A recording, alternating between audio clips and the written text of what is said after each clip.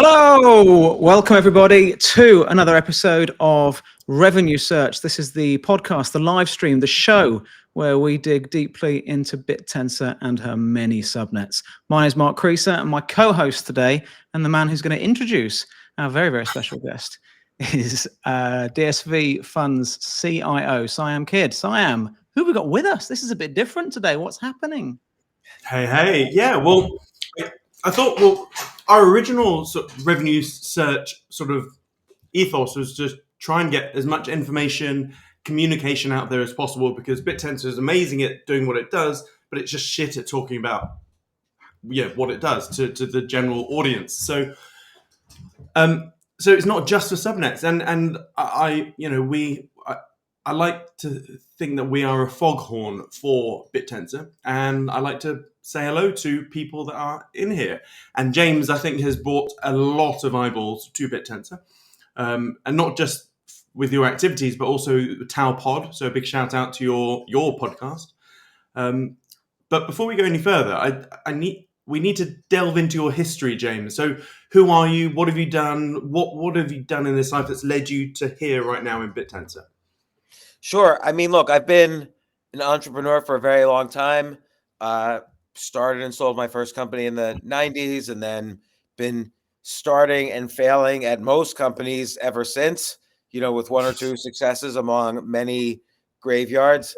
And I've also been a writer. I wrote a lot. I wrote for the Financial Times, a weekly column. I've written for the Wall Street Journal, Yahoo Finance. I've written 25 books, both about finance and other topics.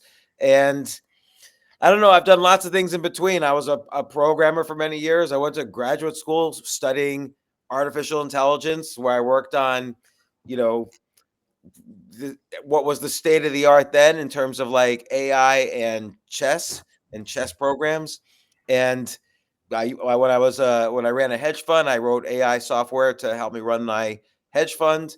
And again, I've been an investor, and most recently, there was all this excitement about companies raising money to buy Bitcoin and Ethereum and Solana and whatever. I thought that was very boring, when the most exciting token out there was Tao, or Bit Tensor. And so started a public company, Tao X, which basically is involved in various aspects of the Bit Tensor and Tao ecosystem. And I guess, along the way, I also have a research service with about 200,000 subscribers that subscribe to my thoughts on crypto and stocks and so on. And Tao is a crypto I've been recommending ever since 2023. I recommended it in October 2023 when I think it was around $49. So I've been aware of Tao and recommending Tao, but I didn't really, I just sort of like said, oh, crypto AI, Tao.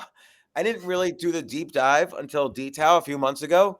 And I was like, my mind was blown. Like, here was something that was just as philosophically interesting to me as Bitcoin was in 2013, and even more philosophically interesting for many reasons. And I think that aspect of Tao, the fact that it's not just kind of another tweak on decentralized finance, the fact that it's sort of a next step in the evolution of not just AI, but entrepreneurship, is what really convinces me that it's already hit. Yes, there's daily volatility, but it's already hit escape velocity, and is going to continue to be on an upward trend until the dream becomes real. So that's the 50,000 foot view. I've done other things. I owned a stand-up comedy club, but that's not as relevant. Okay, so obviously I have to ask about the hedge fund, seeing as we are a hedge fund. So, like, how did that go? What are your learning points from that? What markets were you in with that one? Yeah. So at first I was trading futures. So I had AI based signals that would trade futures for me, and it was doing very good. But one thing I would say, the biggest learning point I learned was that results don't equal success. Meaning, I had good results as a hedge fund, but success in the hedge fund world, it involves your skill in raising money and being institutional. And I wasn't really that institutional minded. So I had to kind of transform myself. I became a fund of hedge funds, and I invested in other funds. And that's how, and this is back in 2004, that's how I met one of the funds I invested in. Fast forward 21 years later, and they owned a public company, Synaptogenics, SNPX, and it was a failed Alzheimer's drug. And I contacted them and said, look, you have all this cash. I'm sure bankers are approaching you, but let's use your current cash and raise a little bit more money. I'll put money in and we'll do a Tao strategy instead of, being another Me Too on Solana or Bitcoin or whatever. Amazing. And I knew the Oblong guys as well. Like I'm sure they've told you. Like I knew both Oblong and Synaptogenics kind of came out of the same fund I had invested in 2004. Is that Iroquois? Yeah. Nice. Yeah, nice guys. Okay, so let's bring this back to detail now. There is a question which is on everyone's mind. Mark and I have had endless discussions about it. The same with, I think, everyone. And that is the question of equity. How do you, or not just equity, but delivering value back to alpha holders? And there's this big elephant in the room, which is the word equity. So what are your thoughts, James? Well, first off, and I want to kind of address and I love your thoughts on these things as well. Like what makes a great subnet? And I kind of think there's three factors. The first one's obvious, which is pretend for a second a subnet is a company. It's not, but let's just pretend. You have to develop a product or a service that is useful to either a large number of people or a number of people who are willing to pay some value for that service or product. So like we know, kind of the classic example right now, as of the past couple of weeks, Ridge's Subnet 62 is making a product or a technology that is competitive with multi-billion dollar companies, the kind of AI coding or text to code sort of technologies, which are powering are going to power the software industry. So we know there's a huge product market fit. We know that by using decentralized AI, they quickly became competitive with their centralized counterparts. I mean, Anthropic just raised money at $183 billion valuation. And if you ask Riches how much money have they spent to get to the point where they already have a competitive, even better technology than Anthropic's Claude, they probably spent less than $200,000, if even that. So it's unbelievable when you actually harness the power of decentralization. I mean, look, we saw this in the 90s, by the way. Guess what? Every company had their own networking software. They would go to the store and buy networking software, and they would hire networking engineers to put their computer network together. And then what happened? Oh, there was this small little open source decentralized idea, TCP/IP. The IP stands for Internet Protocol. And every company said, hey, it's in our best interest to just use this free open source decentralized software, and that completely destroyed. There is no network engineering industry anymore. There's no networking software. There are no job positions for network engineers. It ate all of networking. And right now, decentralized AI, where of course Bit Tensor and Tao is the leader and the only participant really, is going to eat not only AI, but entrepreneurship. So we know decentralized scales better than anything centralized can offer. And that's what Ridges is proving. So that's number one, is do you have something that you can serve to people? The other two items are very particular to just subnets, which is, are you completely dependent on the miners to produce your product? And some of the subnets are, some of them aren't. And it's okay if you're not complete. It's okay if your miners can be replaced, but then that changes the equation a little bit about how you must reward your miners. And then the third question is your alpha token more than just a meme coin? meaning, think of an alpha token as a ticket. You don't buy a ticket that goes nowhere.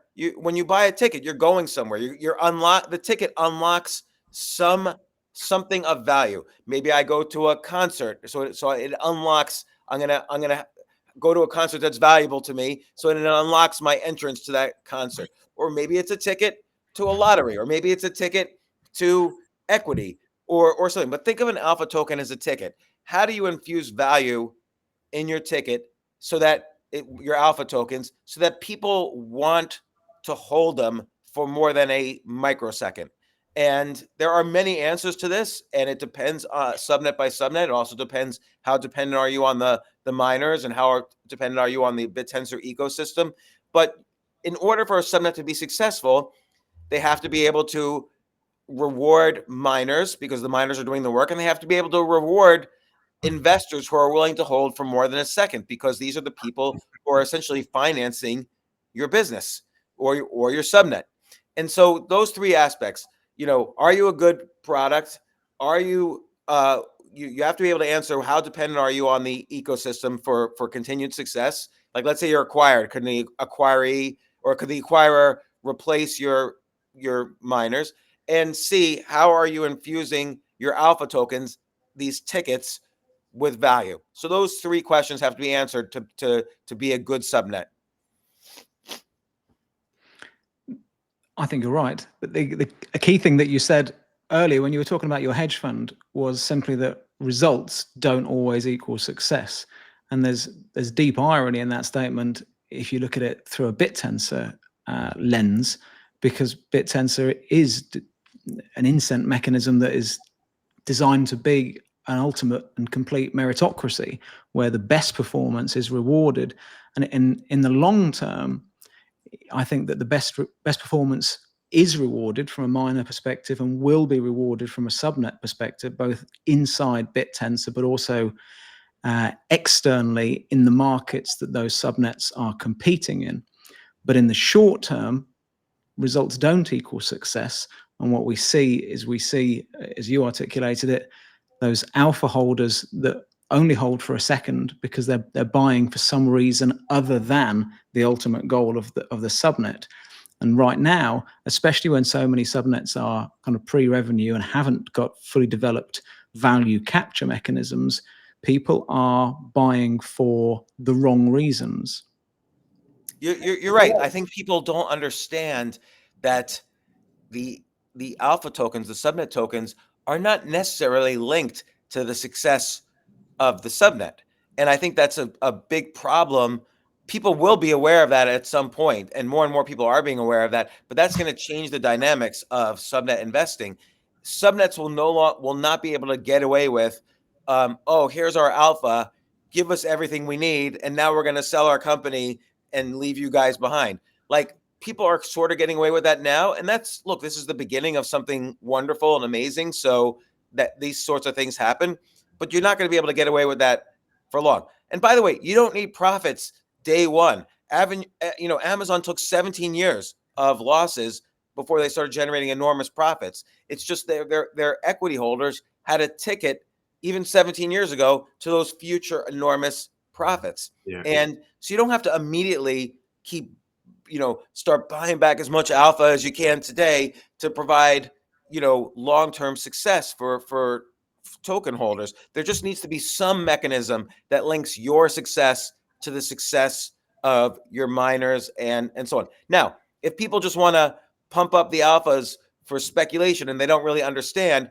then that's fine. People, everybody will get away with it, but that's only going to last so long. Ultimately, unless these alpha tokens are linked to your future success, they're just meme coins. It's not a slight on Bit Tensor. Every problem is an opportunity. This is the reason Bit Tensor is such a great opportunity right now, is because we're in early stages. This is being figured out now. Once this equation is figured out, it's going to be too late for if you wanted to buy Bit Tensor at 300 or 400 or 500, see you later, because it's going to be at 10,000. But we're fortunate that this problem is still being figured out right now. Problems equal opportunities. But on one scale, you have those Amazon equity investors that were happy to sit there for a couple of decades, basically, to get rewarded. And on the other end of the scale, we have DTAO investors, where obviously risk appetite, time horizon appetite is completely different. But also, we now have an added sort of vector. We have subnet deregs that are coming in about a week and a half, which means when a subnet's ADR goes below 1, the out of immunity, it's the lowest priced subnet that gets booted off. So I think the subnet owner does have to sort of worry a teeny bit about their, not being the lowest price. I agree. And look, I think, I don't even say DTAO investors are completely the other end of the spectrum. Ultimately, if there's no linkage between the alpha tokens and the success of the subnet, it's like you're dividing by zero. There's nothing you can do can boost up the alpha long enough to give a value, because there is no value. So again, one by one in the subnets, that's a problem that will be solved. And you see the best subnets, they're taking it seriously. Like Ridges has spoken about it, like Shaquille from Ridges has spoken about this, Shoots and some other in Target. Some of them are doing buybacks and burns. Whether or not these are good or bad solutions is kind of subnet by subnet, but it does show me that the best subnets out there are thinking about this seriously. And there's many solutions. It's just it's challenging to come up with the right solutions. We saw that our last revenue search was with Zeus, and on that revenue search, they not only said that they were not very far away from generating revenue through API subscriptions, but that they were going to take half of that revenue and push that into buybacks. And we saw their token rocket by about 80% within 24 hours of the revenue search, and that's those two factors. That's the revenue and the buybacks. And I'm sorry to interrupt, but I want to address it for a second. I think that's a huge move in the right direction. I think even better would be if you encode it right into the alpha token, so that it's not just the goodwill of, and I'm not saying this is true for Zeus, I don't know, but just so that when you say you're doing buybacks, it's not like the alpha token's just hoping each week you say it again, but that it's kind of algorithmic and it happens automatically. Or, by the way, it does, as long as you say you're going to do it eventually, and you categorize how algorithmically you're going to do it eventually, and then you show, hey, we have a roadmap for billions in revenues, which means do the math. All the alpha tokens gonna, get bought back and sold in the long run.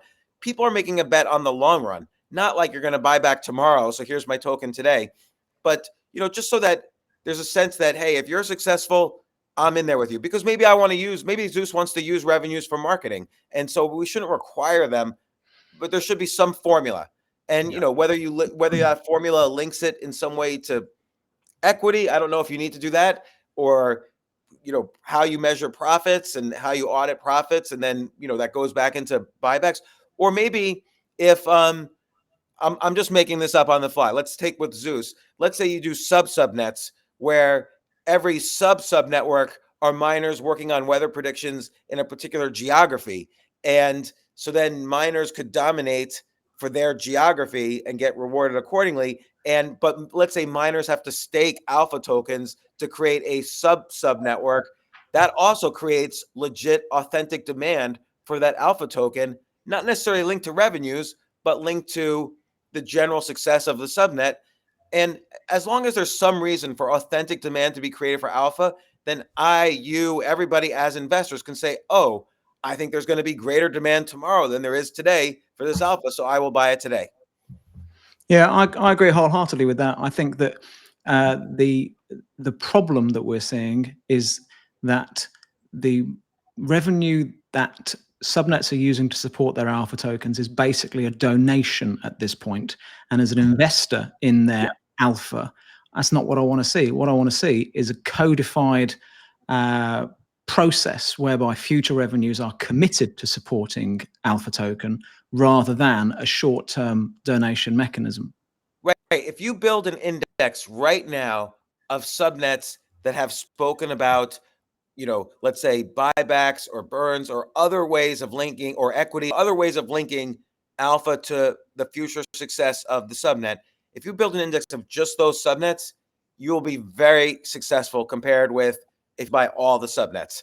And that's going to continue. I hope that's the message that subnet owners get. Nobody wants to fund a research project. Some people do, but most people don't want to fund a research project. Most people are diving into these alphas because they think it's actually equity when it isn't. So, but people will realize that again. And the subnets that answer to that question, or at least take it seriously, those are the ones that are demonstrating to me they care about their future value and the future value of their miners and the future value and success of their investors and stakers and so on. So those, I would love for subnets where the alpha is more valuable than the equity. Like equity, I think will ultimately, like I think alpha can do for equity what Bitcoin does for currency, which is that equity is old fashioned. Companies can issue more equity, causing dilution, like all the same problems that Satoshi had with currency. Oh, you can have a central bank inflate your currency. You could have human error. There's intermediaries. There's high fees, blah, blah, blah. Like, there's central control. All the problems that Satoshi had with currency, really Bit Tensor has with equity, which is why alpha could be even more valuable, but we need to cross that bridge subnet by subnet. And that sort of touches on a topic which I'm personally massively sort of fascinated by, and I don't really have anyone to talk about it. I can't chat with my wife about it, but basically there's always like a background meta. So with the invention of crypto, the background meta was not about like money, currencies and all that. It was actually about governance, because a lot of the issues that crypto solved was, the Byzantine general issue and stuff. And like governance, as we know it, well, for 99.999% of human history, governance has always been a dictatorial, autocratic state. So democracy is only like 200 or 300 years old. And in democracy, we have many various parts of it. Like what we see at the moment is crony capitalism. It's not true democracy. And what crypto has sort of opened up is, we now have this thing where we have these floating countries, call them crypto, ETH or whatever. And the designers have to come up with, the governance of that particular ecosystem. And so I think we're having massive innovation in exploring different types of governance in crypto, whether it's a DAO or whatnot. And I think the meta sort of background thing with DTAO is that it's complete, like you said, it's going to completely spill out the guts of equity markets. Like a company as we know it, whether it's something listed on the NASDAQ or a private company, everything is obfuscated. Like it's a closed magic black box with people inside it, and outsiders can't see jack shit. Well, now we have an opportunity where a subnet can be the polar opposite, where like Ridges, the code is just open. Everyone can see it. Everyone can contribute to it. If we have everything sort of codified where like, hey, we're using a decentralized version of Stripe so everyone can see the real world revenue coming in. It algorithmically does some buybacks to say match miner sell side and like accounting, like everything could be completely open. Then it'll be the most trustworthy investment to allocate money into. Absolutely, because look at Ridges, like because all the code is out there for people to see, and because the miners they're voluntarily coming back every day to compete for those miner rewards, it's dependent on Ridges to make sure the miners continue to see value, or else Ridges loses its value. Like let's say Ridges just runs off and does its own thing. Goodbye, miners. Thanks very much for the code. The miners will say, particularly after deregistration and other things happen, the miners will say, oh, well, we're going to just start our own subnet over here and make billions of dollars, and you're going to be left with nothing. So that's a good thing. It's up to Ridges, and you could see he's doing this. I think he's one of the smartest people on the planet. Shaquille who runs Ridges. It's up to him to figure out how to make sure the miners succeed with their alpha tokens as he succeeds. And that means me as a speculator or an investor, I want to own those alpha tokens too, because I know he's putting a lot of thought into their value. And, for other subnets, let's take Targon as example. Targon also geniuses. But if Targon was acquired, Google could, or let's say they're acquired by Google, Google could just replace their miners. Google has enough GPUs, they can replace their miners. So Targon has to think of a different equation to make everybody rewarded, to make the alpha tokens reward, because he needs the miners now. He may or may not need them later. That's up to him. But it doesn't mean it's good or bad. It just means he has to think of a slightly different equation to compensate the miners and the investors and so on. Ridges absolutely needs the miners because he's defeating all the no centralized AI can replace his miners. He's already better than them. So he's got a different equation. But depending on your relationship with the miners in terms of value creation, that's how you'd have to think of how to add value to your alpha tokens. And again, think of them as tickets. When you buy an alpha token, I'm coming to the Ridges party with and the alpha token is my ticket. I'm going to the Targon party and the alpha token is my ticket. So I gotta have a fun time at the party. I gotta see value. And it's a different equation depending on, the dynamics of that particular subnet. But it's not so much we're going to solve for each subnet the problem. There's no one answer, but the fact that they're thinking about it is really the answer. The problem is the answer, as long as they realize it. Some subnets don't realize there's a problem, and they're just depending on the goodwill of all their alpha investors. And then all the investors later complain, well, the alpha is going to zero. Well, that's why it's going to zero. Because the subnet owners haven't been thinking, those subnet owners haven't been thinking about how to create value for you. It's not about the charts. It's about actual value. We're too young to be looking at charts. We need value creation. So do you think Shaq with Ridges has introduced a few more elephants to the table? So obviously the big elephant was equity. And so he's come up with this lovely new sort of method. But I watched that Ventura Labs episode with him, and I just had more questions because I think what he's doing is that you can buy. I think there's going to be a separate share class where your alpha can buy equity at a discount compared to Google coming off the street, and that share class entitles those equity holders to 49% of the revenue because this will be making real world revenue.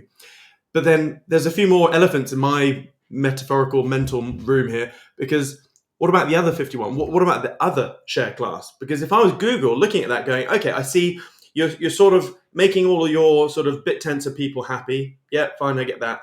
But I still want that 51, that other share class that gets the 50, that lion's share. What are your thoughts? So look, I think he's still figuring this out. So there's no 100%. I'm not going to give like the answer from above. But I will say this.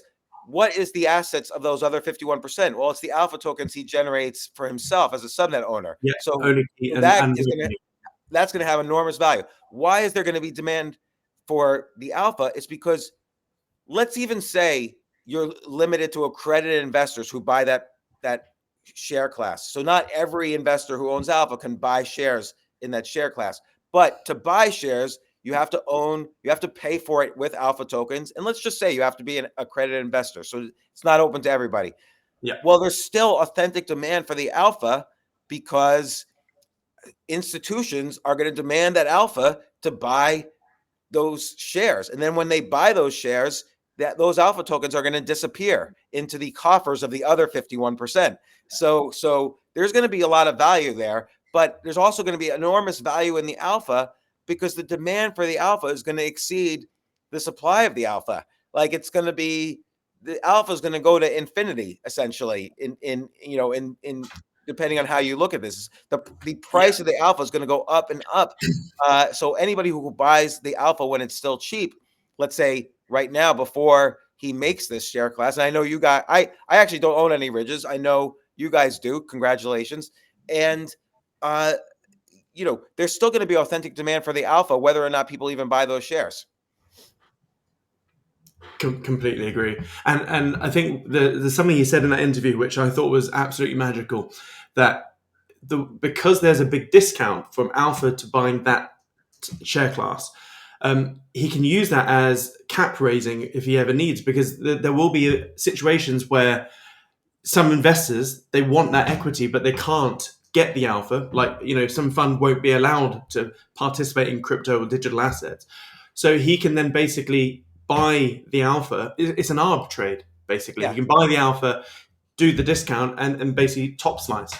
Yeah, there's going to be a secondary market for those shares, and Exactly. there's going to be value there, and he could issue shares in that secondary market. Very smart.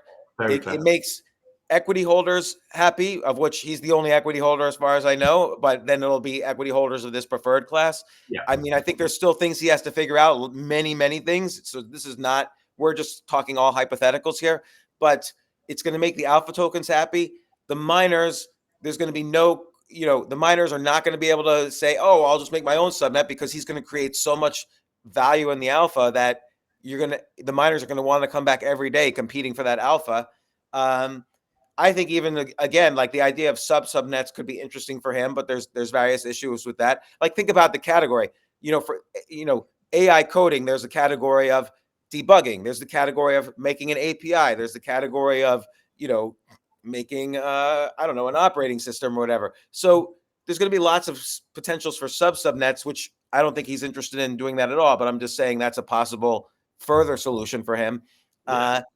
He could be very creative and create an enormous amount of value for the miners, for the alpha holders, for equity holders, for an eventual acquirer, for what happens to the alpha holders if he's acquired. All of these things could be solved in creative ways. I think, to Jake's credit, he left it abstract enough that there's so much creativity that could be done. Like Bit Tensor, DTAO, the way it is set up now, this is like in code, a pure representation of how an economy should be. And I don't want to call it capitalism, because capitalism is a word that was invented by essentially Karl Marx and Das Kapital to refer to those evil people who are accumulating capital over the workers. But I will call it, what Jake has created, what Bit Tensor is a pure representation of incentivism, that everybody acts on incentives, and he's abstracted away the language of creating incentives. So subnet owners could make their own incentive mechanisms. And so everybody, miners, validators, subnet owners, customers, shareholders, alpha holders, all of these people could be motivated by the same set of incentives that work to create the ultimate outcome of Ridges or Targon or Shoots or whatever we're talking about. So, and by the way, I don't think this is limited to AI. I think the fact that we're focusing so much on AI in Bit Tensor is obviously that was a passion of the founders of Bit Tensor. And also, obviously, AI is now foundational all of a sudden to all of, entrepreneurship. But look at your investment in Subnet 92, Bitcast. I think it's Subnet 92, 93. Sorry. Bitcast is a decentralized ad agency. The ad industry business is a $1.1 trillion a year business. It's a sleeping giant, Bitcast. Sleeping giant.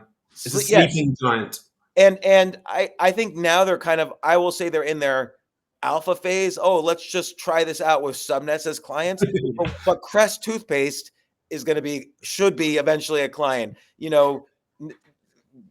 McDonald's should eventually be a client. Bitcast could be making Super Bowl ads for 1/1000th the price of the defunct ad agency out there. So I think I think entrepreneurship in general. There's another subnet, Better Therapy, which decentralizes mental health. That's huge. You don't necessarily need to be an AI company. You could be any company. I could recreate Uber in Bit Tensor just as much easily than just restarting Uber. Yeah, just like you said, TCP led to the invention of the World Wide Web, etc. And there was enough sort of leeway that the internet could go in any direction it wants. And Bit Tensor is exactly that. It's a massive incentivized marketplace of value vehicles. Whether that value vehicle is AI or decentralized video agency or whatever, And going back to what you said with Bitcast, like, with the way it's set up, it doesn't have to just be video. I mean, so Tom came to my event this weekend, and I was just chewing the fat with him, and I was like, dude, okay, obviously you're doing video, but there's a whole PR angle here as well. So you have video creators as your miners. Well, what about when subnets within subnets come on? Why can't you have a PR thing? So if someone's like the Forbes main editorial person or a journalist in the Financial Times, whatever, they could be miners. So Absolutely. imagine if you cultivated a whole network of very high quality journalists, and then they could just pick and choose what brief that they want to put out. You've got eyeballs of the millions at your fingertips. I love that. So Bitcast, actually, their job could be, hey, create the incentive language for subnets in kind of the decentralized, advertising / marketing category. That's brilliant. Look, I'm going to be in London in 2 weeks. Let's sit down with Tom, the three of us. I'll hook it up. Every subnet, by the way, that figures out this incentive stuff, I'm buying the alpha, whether it's me or Tao X. I don't know. I'm happy to talk about Tao X a little as well, but this is going to be where the real value of Bit Tensor is, in addition to buying Tao. Yeah, I really like Bitcast, but the reason why I really like it isn't the high quality journalist angle. It's actually it's the other end.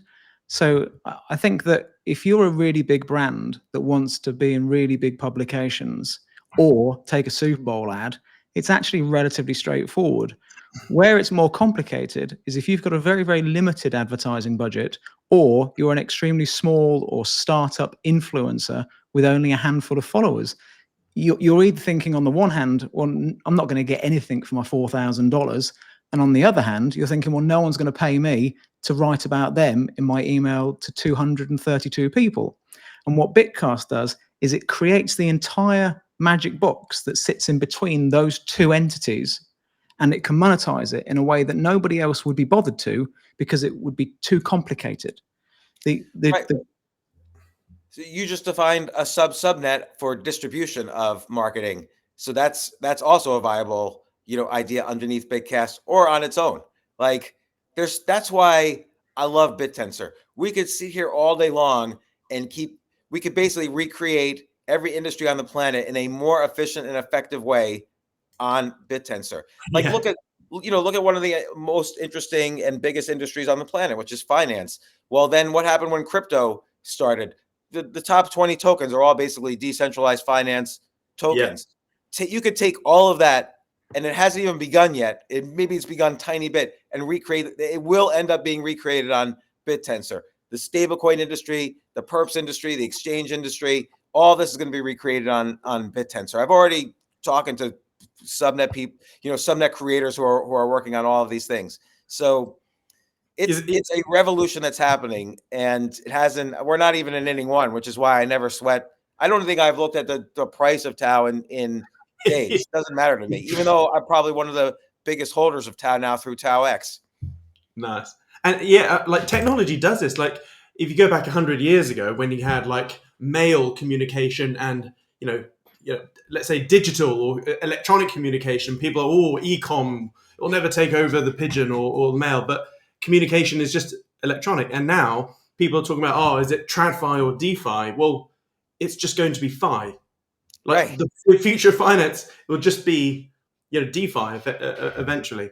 I mean, every industry on the planet evolves just the way humans evolve, just the way all biological organisms evolve. So medicine, for instance, has evolved from, praying to your God to be healed to a guy who, puts leeches on you and bleeds out your disease to, hit your knee with a hammer and take 2 aspirin and call me in the morning to AI, to whatever, to, AI reads all your radiology exams and so on.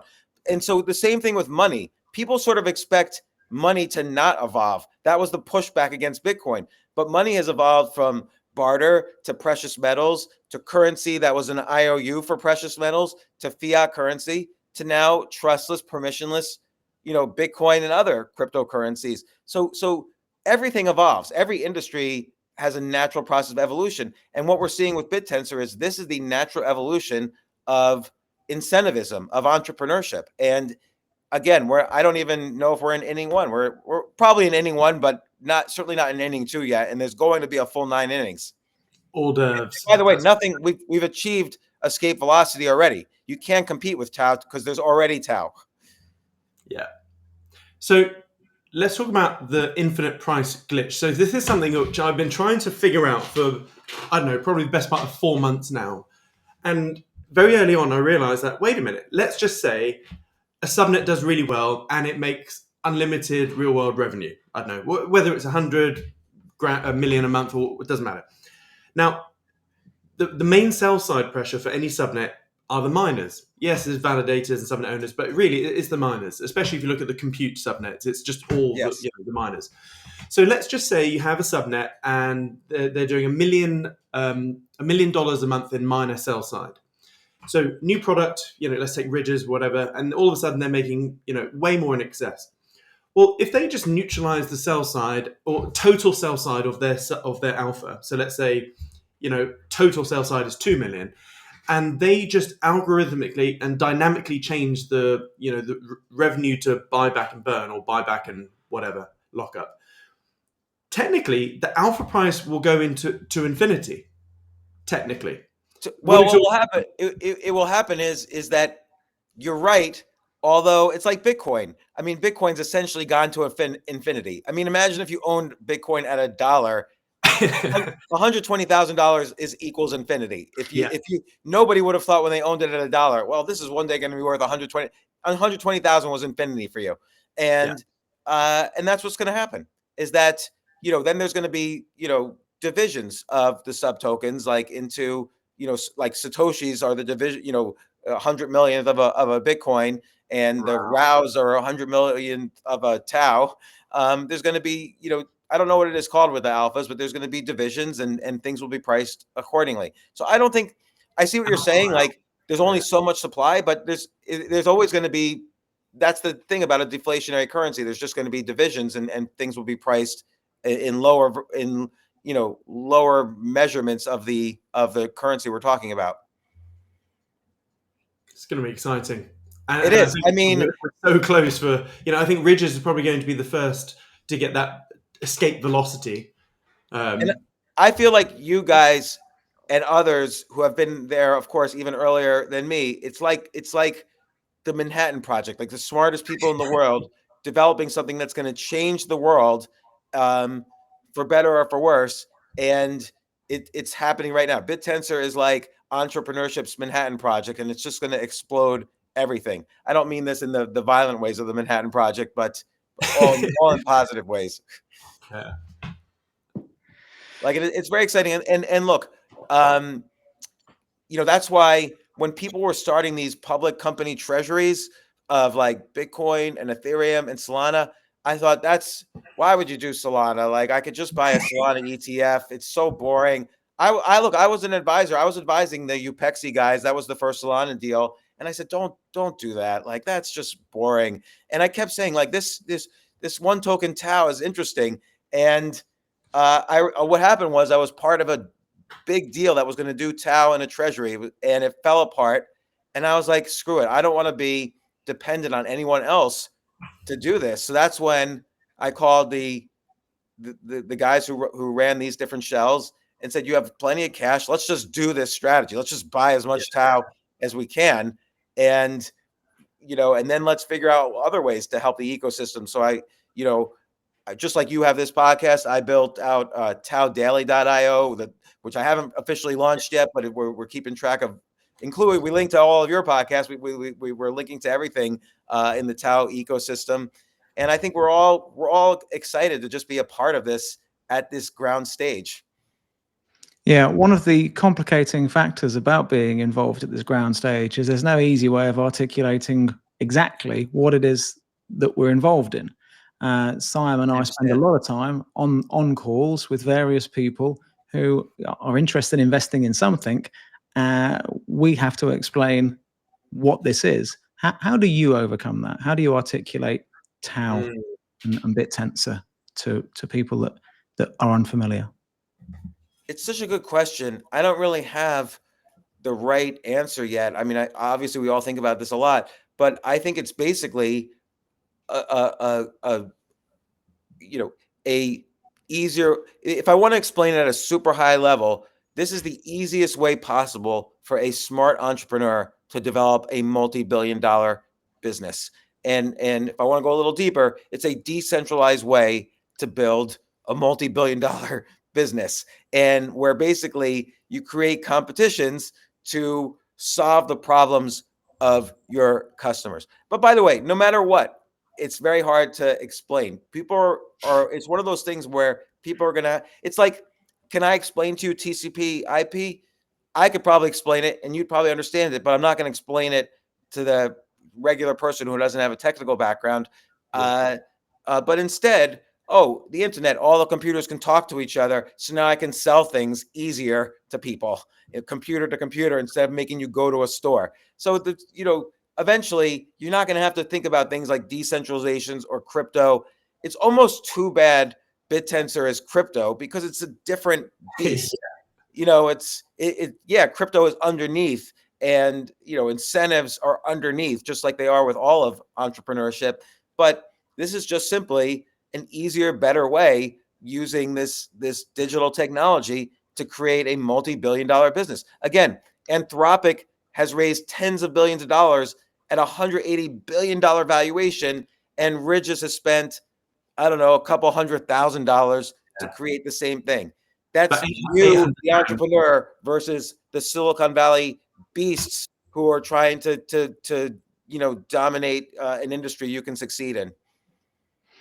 Do you think that if it wasn't crypto native, do you think it would have more traction if it was just an AI project? No, I think why reinvent the wheel? Like, crypto is perfect. Crypto is the abstraction of decentralized and open source and permissionless and trustless. Like, once in a, generation, you have a genius who abstracts away these fundamental concepts that Satoshi did, and then add on, Ala and Jake, who, created Bit Tensor along with the many other contributors. And that's another generation of genius to abstract away incentive mechanisms. I think, again, why reinvent the wheel? It's just, you don't have to rely on the technology of the wheel. Like, I don't know how to make a tire, but I use them when I drive a car. By the way, I don't drive a car, but if I'm driving in a car, so I don't know how to drive. So, but I don't have to know how the engine works. I don't have to know how the wheel works. This is going to be the engine of incentivism. And, crypto was the perfect technology to use. It's like, what if Amazon was built without TCP/IP and HTTP? Okay, maybe it would have worked, but you didn't need it. It was already created for you. Yeah. Do you think there's some risk? Do you think there's some existential threat to Bit Tensor that could be a big problem? Yeah, I mean, and again, problems are opportunities. But if the subnet owners don't realize quickly enough how important it is to infuse your alpha with value, again, it has to be a ticket to somewhere, not a ticket to nowhere, then it could be the case that investors, big institutional investors who want to come into Tao, it could be the case that they struggle to find the value. There's not enough subnets achieving breakout velocity, and that could affect Bit Tensor negatively. I don't think that will happen. I'm 99.9% confident it won't happen, which is why I'm making such a big bet on Tao and Bit Tensor. But that's the existential risk. Also, any infighting I don't really like, which is we're all trying to philosophically achieve this really great thing for humanity. And I'm not even being like exaggerated. Like, okay, we're trying to achieve this great thing for entrepreneurship, for incentivism, for capitalism, whatever you want to call it. And we don't need to fight amongst each other. Like, we're all kind of doing the same, really supporting the same growth and ecosystem. We just might have different views on it. Yeah. What are you most excited about seeing happen over the next 6 months, maybe? I'm excited about how creative the subnets are going to be to create these incentives to give authentic demand for people to want to own the alpha. But then also, I'm really excited to see which companies start to achieve, or which subnets start to achieve breakout success, whether it's a Ridges or a Shoots or a Bitcast or a Targon or a Yanez, any of these amazing things. And I'm also excited to see what industries are going to be completely recreated. Things are going to be created on Bit Tensor that nobody could have predicted. Just like the internet in the 90s. when the web came out in the 90s, HTTP, I thought in my younger days, oh, this is a great art project. You're going to be able to write hypertext books, and it's going to be amazing for art and multimedia. I wouldn't have guessed it's going to be really the driving change of all commerce on the planet. And, I don't think anybody would have at that, like in 1994 or 1993. And, in 2013, somebody asked me on Twitter in March of 2013, someone asked me, what do you think of Bitcoin? And I said, oh, it's probably a Ponzi scheme. Like, I didn't know. And a friend of mine who was early into Bitcoin sat me down and said, no, it's this, this, and this. And then I changed my mind. You have to be able to change your mind as quickly as you made up your mind. I changed my mind, and within a month, I was on CNBC, talking about the wonders of Bitcoin. And I think it's going to be exciting to see how minds shift on Bit Tensor 2 as we start to see successes like a Ridges transform the minds of everybody around us. That's very exciting for me. And by the way, like, again, with these digital treasuries, the more competition, the better. Every public company should start buying Tao and competing with me. Now, it just so happens Tao X is the biggest. I don't even want to necessarily be the biggest. Let someone else buy $1 billion worth of Tao, and I'll ride their coattails. Like, it's all good. There should be no fighting in the ecosystem. Completely agree. People are prodding me about Oblong and all these others. I was like, we're all in the same bloody boat. We're all paddling in the same direction, and we're competing against TradFi, so to speak. Yeah, and look, and TradFi it has to die. Just like nobody in the world pays for a cup of coffee with gold. I don't pull out like a gold, piece of rock and throw it on the counter. Here's my gold. Give me as much coffee as you can. And if my town or country is taken over, it's not like I'm running away with a sack of gold. Like, everything evolves, and traditional finance is evolving into not just into crypto, but into Bit Tensor, which, don't forget, Bit Tensor is Bitcoin, but the incentive mechanism was abstracted away to create entrepreneurship. So Bitcoin, it's the cliche, but Bitcoin is the currency. What Bit Tensor is, not to AI, but to entrepreneurship and to incentivism, the system of incentivism in general. Spot on. Yeah, and I think that's probably as good a note as any to finish on. Well, and you guys, thank you so much I am such an avid viewer of your podcast. What a great role in the ecosystem you guys do. Plus, you're in there investing. Like, it's just amazing. I love what you guys do. Thank you. Yeah, I think. Yeah, likewise. Your just one request. Your Tao pods are so long. Yes. We almost do that. We almost do that on purpose. Like, I tried really hard for episode 6 to be 3 hours, but I got too tired after 2.5 hours. Like, I've lost. So it sounds silly. You've actually put me to sleep, I think 3 times now, in the nice sense. So I'm a big believer of, like, anything I want my mind to digest overnight, I listen to it at, an hour or so before bed, and typically I'll go to sleep with my phone like nearby, playing an audiobook of some sort, and I'll be listening, and then eventually I'll nod off. So yes, I've gone to sleep with your dulcet tones. AJ's soothing voice as you go into the dream world. Yeah. And then I wake up and go, oh shit, I'm gonna have to start again. But right, I've got 2 silly questions. First silly question is, I cringe asking this, but everyone is probably thinking it. What are your top 3 subnets and why? Yeah, it's a shit question, I know, but you know what? It's not a bad question.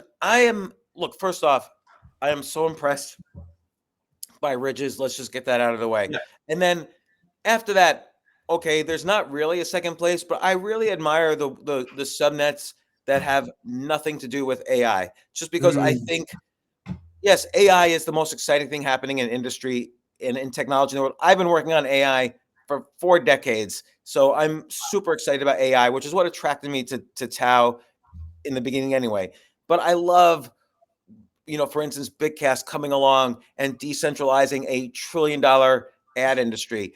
I love Better Therapy coming along and decentralizing a $1 trillion, mental health industry. And I love subnets like Yanez, which such a it's an idea that is niche where, oh, let's use AI to come up with data sets of millions of profiles that are basically profiles of people who might be trying to scam banks or perform terrorism or something, and then the miners and validators fight it out, like which data set is the most clever for in terms of bank compliance, like creative ideas that I don't even fully understand, but I love the creativity that I'm seeing in a lot of these subnets. And then of course, I will say my top 3 6 months from now are going to be the ones that figure out the alpha linkage to success the best. Like that's really what I want to be an investor in.